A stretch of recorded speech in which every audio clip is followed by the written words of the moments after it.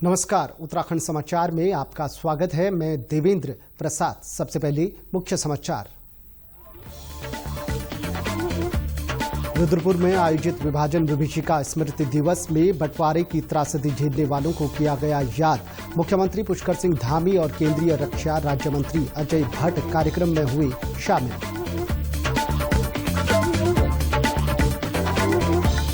प्रदेश भर में छाया आजादी के अमृत महोत्सव का उल्लास। देहरादून, काठगोदाम और हल्द्वानी में आईटीबीपी और पुलिस ने निकाली तिरंगा यात्राएं। दून में राज्यपाल भी हुए शामिल।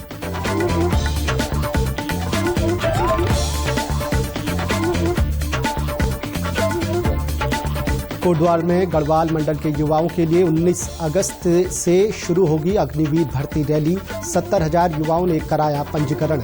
उत्तराखंड के लिए 17 को मुख्यमंत्री करेंगे अग्निपथ योजना का औपचारिक शुभारंभ। और कल 15 अगस्त से उत्तराखंड के लिए दूरदर्शन के देहरादून केंद्र से शुरू होगा एक और न्यूज बुलेटिन। दोपहर 1 बजे से 5 मिनट के इस बुलेटिन के लिए राज्यपाल, मुख्यमंत्री और केंद्रीय रक्षा राज्य मंत्री ने दी शुभकामनाएं। अब समाचार विस्तार से।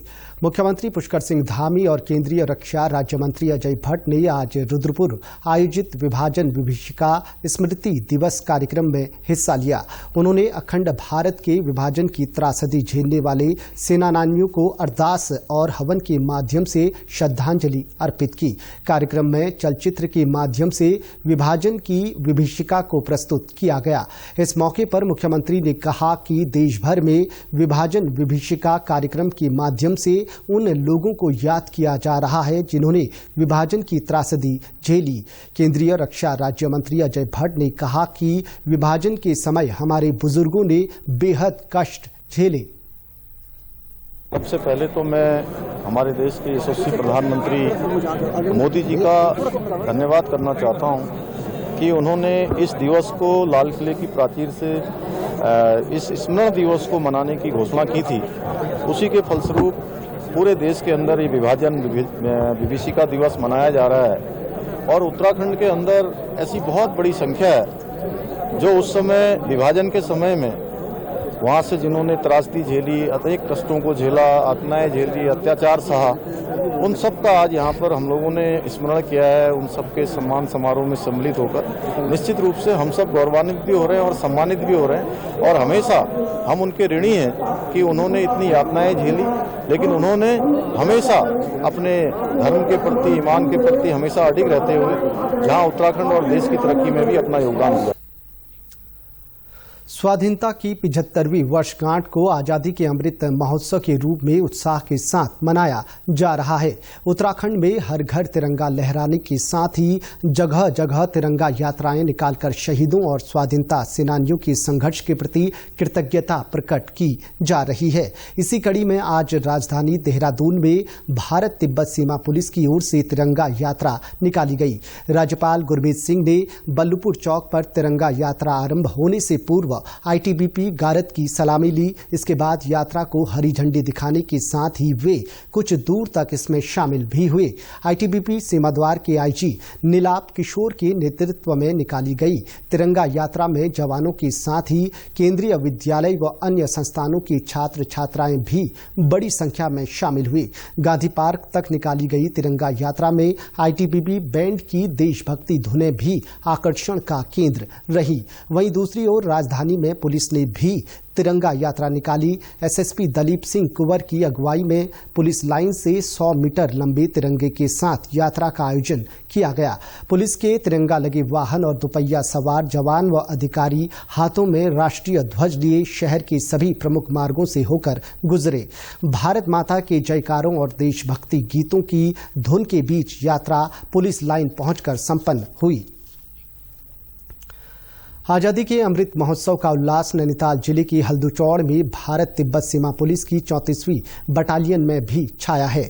इसी क्रम में आईटीबीपी बटालियन ने काठगोदाम के पहाड़ी गांव पसौली में ट्रैकिंग के माध्यम से तिरंगा यात्रा निकाली। इसके साथ ही ग्रामीणों के लिए जन जागरूकता कार्यक्रम भी आयोजित किया। 34वीं बटालियन हल्दूचौड़ से बच्चों की ट्रैकिंग कम झंडा रैली निकाली गई, जिसमें बच्चों ने बहुत ही उत्साह के साथ भाग लिया। इस रैली का उद्देश्य बच्चों में देशभक्ति की भावना को पैदा करना तथा देशभक्ति के प्रति उनको जागरूक करना था, जिसमें कि सुरक्षा को ध्यान में रखते हुए लगभग 4 से 5 किलोमीटर की ये रैली, जो कि ट्रैकिंग और झंडा रैली थी, जिसमें सभी बच्चों ने बहुत ही उत्साह के साथ भाग लिया। ITBP की तरफ से हम पसौली काठगोदाम गए थे और गांव में हमने कुछ अभियान किए थे, जिसमें हम गांव को मतलब उत्साह कर रहे थे कि वे लोग भी अपने गांव में और घरों में वे तिरंगा लगाएं। हम लोग ट्रैकिंग के और हम लोग हर घर तिरंगा के अभियान के उससे हम लोग झंडों को लेके घूम रहे थे और मतलब लेके और हम लोग वंदे मातरम के जैसे नारे लगा रहे थे और उसके बाद हम लोग वापस आए थे। भारत सरकार की तरफ से हर घर तिरंगा के अभियान के तहत हम लोग गए थे पसौली जगह में, वहाँ पे हमने अभियान किया। दूसरी ओर नैनीताल जिले के हल्द्वानी में पुलिस ने आज तिरंगा यात्रा निकाली। हल्द्वानी कोतवाली से आरंभ हुई तिरंगा यात्रा सभी थानों से होकर गुजरी, जिसमें पुलिस जवानों के साथ ही सीपीयू और फायर सर्विस के जवान भी शामिल हुए। आज़ादी के अमृत महोत्सव को ध्यान में रख करके ये यात्रा निकाली गई है। ये एक अवेयरनेस कैंपेन के रूप में भी है। इसमें पुलिस के बड़ी संख्या में जवान सम्मिलित हैं। इसमें 4 थाने की फोर्स है, उनके चीता जो उनकी गाड़ियां जो हैं 112 की जो गाड़ियां हैं हमारी। पूर्व में भी हमारे द्वारा अपने कर्मचारियों को सभी एसओजी इंस्पेक्टर के साथ वीसी की गई थी, जिसके माध्यम से तिरंगा को लेकर के ज़्यादा से ज़्यादा जागरूक करने पब्लिक को और स्वयं भी अपने मकानों में ज़्यादा से ज़्यादा इसको लगाने के प्रति आपका रिक्वेस्ट की गई थी और इस संबंध में हमारे द्वारा 1000 तिरंगे थानों को बांटे भी गए। अग्निपथ योजना के अंतर्गत कोटद्वार में गढ़वाल मंडल के युवाओं के लिए 19 अगस्त से अग्निवीर भर्ती रैली शुरू होगी। करीब 70,000 युवाओं ने इसके लिए पंजीकरण कराया है। इससे पूर्व 17 अगस्त को उत्तराखंड में अग्निपथ योजना को मुख्यमंत्री पुष्कर सिंह धामी कोटद्वार में ही लॉन्च करेंगे। भर्ती की व्यवस्थाएं सुनिश्चित करने के लिए विधानसभा अध्यक्ष व कोटद्वार की विधायक रीतू खंडूडी ने प्रशासन व पुलिस अधिकारियों के साथ बैठक की। विधानसभा अध्यक्ष ने कहा कि 17 अगस्त को योजना के शुभारंभ के अवसर पर मुख्यमंत्री शहीदों के परिजनों व पूर्व सैनिकों को सम्मानित भी करेंगे। उन्होंने कहा कि भर्ती स्थलों पर रहने, खाने, शेल्टर और बिजली, पानी, सफाई और शौचालयों की उचित व्यवस्था सुनिश्चित करने को भी कहा गया है। अग्निवीर आदरणीय प्रधानमंत्री जी ने शुरू की है और उसकी पहली भर्ती गढ़वाल की जितने हमारे जिले हैं उनकी 19 तारीख को कोटद्वार में होने जा रही है। मुझे बहुत खुशी है कि पहली भर्ती जो है वो 19 तारीख से शुरू हो रही है। 17 तारीख को आदरणीय मुख्यमंत्री जी हमारे कोटद्वार में आकर इस योजना को लॉन्च करेंगे। आपको बताते हुए मुझे खुशी भी है कि 70,000 के करीबन रजिस्ट्रेशन बच्चों ने कर दिए हैं। कोटद्वार में किसी तरह की दिक्कत किसी भी बच्चे को नहीं होगी। जो हमारे अफसर हैं उनको निर्देशित कर दिया गया है कि बच्चों की देखभाल ठीक से हो, लॉ एंड ऑर्डर ठीक से मेंटेन रहे और जो वहाँ पे बहुत सारी हमारी संस्था हैं वो भी भोजन, रहने की व्यवस्था कर रहे हैं। स्वाधीनता की 75वीं वर्षगांठ पर दूरदर्शन देहरादून के क्षेत्रीय समाचार एकांश की ओर से उत्तराखंड एक नए समाचार बुलेटिन का तोहफा दिया जा रहा है। कल 15 अगस्त से उत्तराखंड समाचारों की श्रृंखला में दोपहर 1 बजे से 5 मिनट का बुलेटिन शुरू किया जा रहा है। आरएनयू के समाचार प्रमुख राघवेश पांडे ने बताया कि अभी तक 6:30 पर 15 मिनट का ही बुलेटिन प्रसारित हो रहा था। 15 अगस्त से अब उत्तराखंड के 2 समाचार बुलेटिन देहरादून केंद्र से प्रसारित होंगे। राज्यपाल गुरमीत सिंह ने इस मौके पर अपने शुभकामना संदेश में दूरदर्शन के क्षेत्रीय समाचार एकांश की इस पहल पर खुशी जाहिर की है। खुशी है कि दूरदर्शन ने एक पहल की है, पहले प्रोग्राम में बढ़ोतरी की है। अभी दोपहर में भी जो आप प्रसारण करने वाले हैं ये बहुत अच्छी है। राष्ट्र के लिए प्रसार, प्रचार, सूचना देना एक बहुत बड़ी जिम्मेवारी है, ताकि हमारी जो अवेयरनेस है राष्ट्र के प्रति और हमारी जो खबरें हैं वो हर दिल, हर दिमाग, हर आत्मा तक पहुंचनी चाहिए। मुख्यमंत्री पुष्कर सिंह धामी ने भी नया समाचार बुलेटिन शुरू होने के मौके पर दूरदर्शन परिवार को शुभकामनाएं दी हैं। दूरदर्शन समाचार उत्तराखंड समाचारों की श्रृंखला में 15 अगस्त से एक और समाचार बुलेटिन प्रसारित कर रहा है। इसके लिए मैं केंद्रीय सूचना एवं प्रसारण मंत्री जी का आभार जताते हुए उत्तराखंड दूरदर्शन परिवार व को भी शुभकामनाएं देता हूं। आशा करता हूं कि इस बुलेटिन के माध्यम से केंद्र व राज्य सरकार की विभिन्न जन कल्याणकारी योजनाओं का प्रचार प्रसार तो होगा ही, साथ ही उत्तराखंड की सामाजिक, सांस्कृतिक व धार्मिक गतिविधियों को आम जनमानस के साथ साझा करने का माध्यम भी बनेगा। मैं इस बुलेटिन के प्रसारित होने की अपनी तरफ से बहुत शुभकामनाएं देता हूं। आजादी की 75वीं वर्षगांठ पूरे देश में उत्साह के साथ मनाई जा रही है। गांव, शहर और कस्बों में हर घर तिरंगा लहरा रहा है। बच्चे, युवा, महिला और बुजुर्गों में देशभक्ति का जुनून है। बद्रीनाथ धाम से लेकर चमोली जिले के गांव-गांव तक तिरंगा रैलियों की धूम है। देश भर से बद्रीनाथ पहुंच रहे श्रद्धालु हाथों में तिरंगा लेकर खासे उत्साहित हैं। यात्री पूरे जोश में जय बद्री विशाल और वंदे मातरम के जयकारे लगा रहे हैं। चमोली जिले के सीमांत गांव माणा, नीति, गमशाली, बांपा तक वंदे मातरम के नारे गूंज रहे हैं।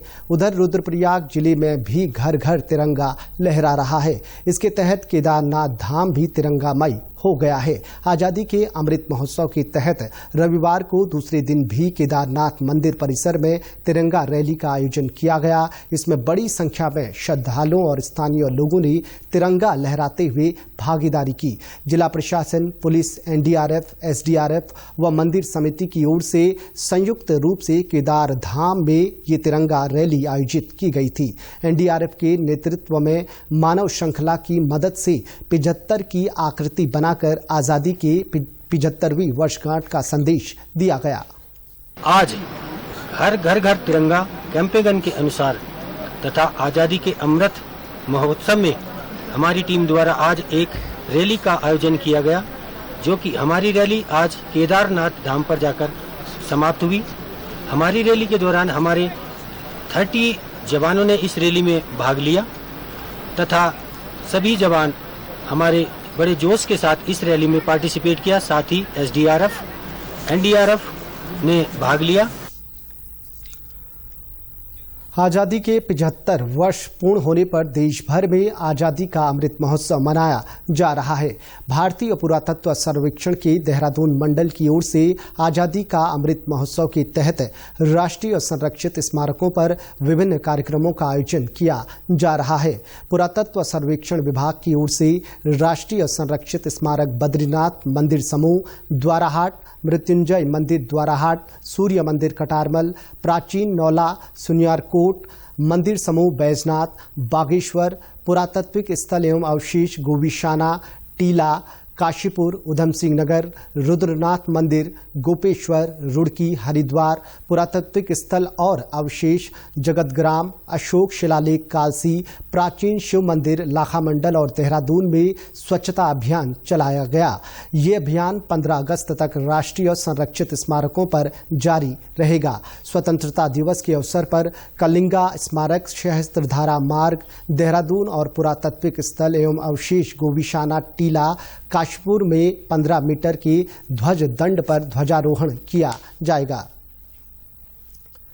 भारतीय रक्षा अनुसंधान और विकास संगठन IRDE ने आजादी का अमृत महोत्सव के तहत देहरादून में स्थित केंद्रीय विद्यालय ITBP, ओलंपस हाई स्कूल, राजकीय बालिका इंटर कॉलेज सोना सरौली, दून वर्ड स्कूल, राजकीय इंटर कॉलेज नालापानी, केंद्रीय विद्यालय OFD, आयुध निर्माण इंटर कॉलेज में कार्यक्रम आयोजित किए। छात्रों के लिए प्रश्नोत्तरी का आयोजन भी किया गया।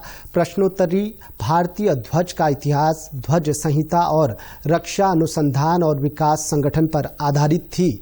विजेता विद्यार्थियों को पुरस्कृत भी किया गया।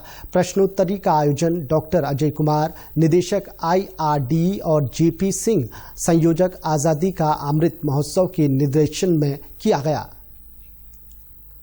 प्रदेश के समाचारों में बस इतना ही। चलते चलते मुख्य समाचार एक बार फिर। रुद्रपुर में आयोजित विभाजन विभीषिका स्मृति दिवस में बंटवारे की त्रासदी झेलने वालों को किया गया याद।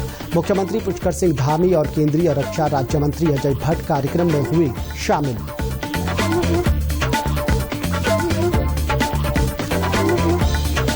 प्रदेश भर में छाया आजादी के अमृत महोत्सव का उल्लास। देहरादून, काठगोदाम और हल्द्वानी में आईटीबीपी और पुलिस ने निकाली तिरंगा यात्राएं। दून में राज्यपाल भी हुए शामिल।